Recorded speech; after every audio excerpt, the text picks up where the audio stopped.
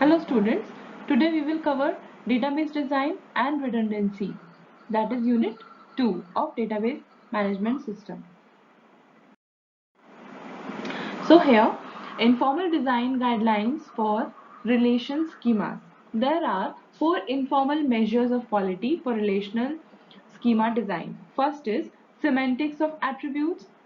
Second is reducing the redundant values in tuple. Third is reducing the null values in the tuple, disallowing the possibility of generating spurious tuples. Spurious means that are giving us false information. Then first is semantics of the relation attributes. If the conceptual design is done carefully followed by a systematic mapping or into relations, most of the semantics will have been accounted for and the resulting design should have a clear meaning.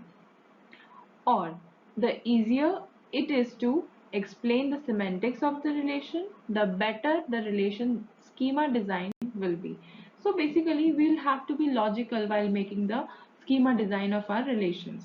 To illustrate this, consider a simplified version of the company relational database. So now the D number attribute is foreign key that represent an implicit relationship between employee and the department. Here we have marked D number as primary key in this table called as department. The same primary key is used as foreign key in this table, D number. The ease with which the meaning of a relations attribute can be explained is an informal measure of how well the relation is designed. So we are having some guidelines for designing that particular purpose for how the semantics of the relation attributes should be. So first point is design a relation schema so that it is easy to explain its meaning. So it should be meaningful for us. Do not combine attributes from multiple entity types and relationship types into a single relation. So this is the fact, we cannot combine attributes from multiple entity types. Intuitively, if a relation schema corresponds to one entity type or one relationship type, it is straightforward to explain its meaning. Otherwise, if the relation corresponds to a mixture of multiple entities and the relationships, semantic ambiguities will result and the relation cannot be easily explained. So basically, if relation schema has one entity type or one relationship type, it is straightly should be explaining its meaning. Otherwise, that relation corresponds to a mixture of multiple entities and relationships. So obviously we will get confused that what kind of thing it is, what kind of table name, what kind of column name it is. So the semantics of every relation should be clear enough so that we can understand it easily. Now we have this employee department based relation in which in figure, which is result of applying the natural join operation to employee and department. This employee table and department table. What we have in common is this department number. As we can easily see, this department number is primary key here, and this is referencing this in this table. So we have all the details corresponding to this department number. Information is being repeated. Okay, so if we are seeing this department number for 5, this is same 333445555. For again when we are writing 5, again this information is written again. For department number 5, this information is written again. This is written again. So this is known as redundancy, when a same value in a table has to be repeated several times and with no use, because we can shortlist it, we can make another table, we can use it from somewhere else, but this is not the fair way to utilize the space. So that's why we are studying how to check redundancy and how to finally reduce it. So another serious problem with using the relations in figure B as base relations is the problem of update anomalies. These can be classified into insertion anomalies, deletion anomalies, and modification anomalies. Insertion anomalies. Insertion anomalies can be differentiated into two types based on employee department relation.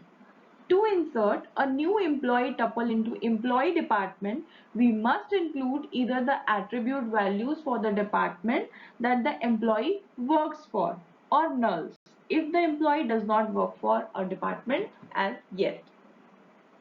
So this is the insertion anomaly. To insert a new employee tuple, it will create a problem. It will create an anomaly when we are trying to uh, insert a new tuple, because we must include either the attribute values for the department that the employee works for, or there will be a null. It is difficult to insert a new department that has no employees. It is difficult for uh, inserting employee information if its department does not exist, and it is also a problem when to insert a department which has no employees. So when you will start creating any department, obviously it will give error or problems, because it has no permission to be without each other, department without employees and employees without department. The only way to do this is to place null values in the attributes for employee.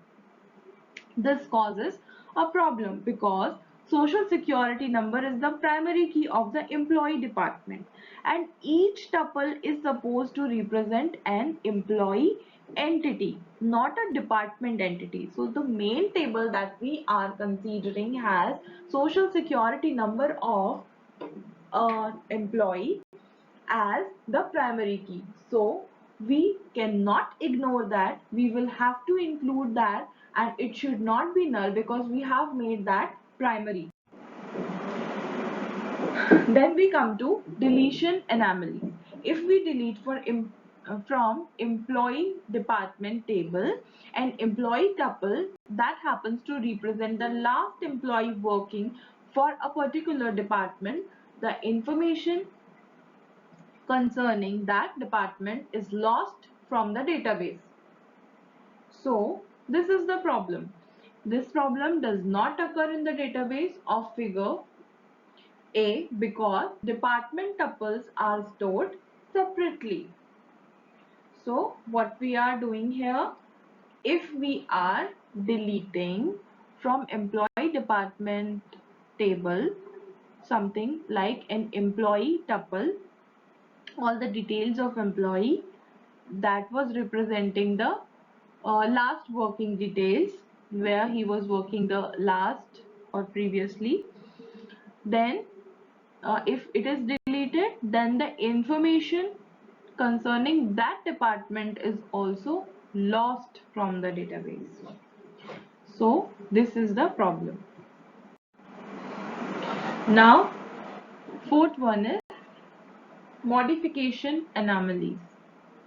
In employee department, if we change the values of one of the attributes of a particular department, say the manager of department 5, we must update the tuple of all the employees who work in that department. Okay, so if one value is changed or modified, all the values concerning it should be changed, otherwise database will become inconsistent. because we are saving the same value everywhere. If we are making some another table for it, then it will be no problem, but here we but that is the solution of it. I am telling now the problem. If the data is being saved, same data is being placed again and again, redundant data, then obviously the problem will come that if we are changing something at one place, that then it requires the modification of same thing again and again whenever that part of data portion is used.